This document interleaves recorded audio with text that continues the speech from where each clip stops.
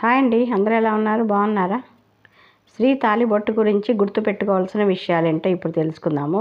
పెళ్ళైన స్త్రీకి అందం, ఐశ్వర్యం, మెడలో తాళిబొట్టు అయితే భర్త భార్యకి కట్టినప్పుడు వేద మంత్రాలతో ఆ తంతు జరుగుతుంది. అయితే భార్య మెడలో మంగళసూత్రం మరియు నుదుటిన సింధూరం భర్త ప్రాణాలను మరియు సంతోషాలను కాపాడుతుంది. అలాగే వివిధ రకాల దుష్ట శక్తుల నుండి కాపాడుతుంది. అయితే మంగళసూత్రాల విషయంలో స్త్రీలు ఖచ్చితంగా కొన్ని విషయాలు పాటిస్తే ఆ ఇంట్లో సుమంగళి యోగం సిద్ధిస్తుంది. ప్రతి శుక్రవారం మరియు మంగళవారం అమ్మవారికి పసుపు కుంకుమలతో పూజ చేసి ఆ పసుపుని మంగళసూత్రాలకి పూజ సమయంలో పెట్టుకోవాలి. ఇలా చేస్తే 5వ ధనాన్ని ఇచ్చే పార్వతీదేవి కటాక్షిస్తుంది. మంగళసూత్రాలకు పిన్నెస్సులు మరియు ఏ ఇతర ఇనుమును సంబంధించినవి పెట్టకూడదు.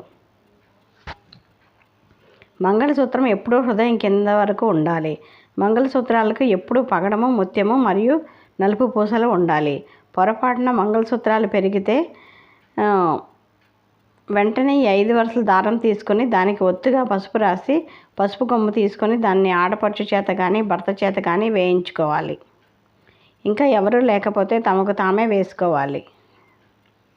మంచి రోజు చూసి ఉదయం 12 గంటలలోపు బంగారు తాళిని వేసుకోవాలి.